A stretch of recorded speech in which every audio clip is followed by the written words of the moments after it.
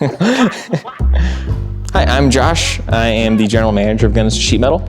So we make flashing packages for roofing, for siding, metal soffits, metal roofing, pretty much anything you need for a roof. A typical day at Gunnison Sheet Metal is kind of going through emails, checking out what orders are coming in, what orders are going out, trying to get scheduled on rollouts.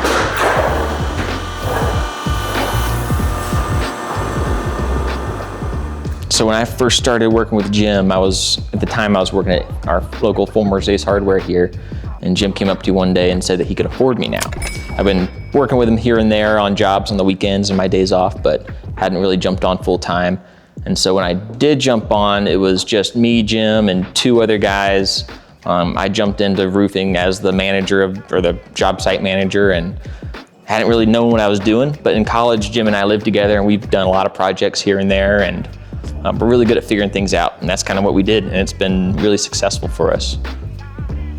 We were kind of starting off making our own metals on a few jobs, and eventually, when we moved into the shop here, we started making our own metal full time. Things have been taking off since then.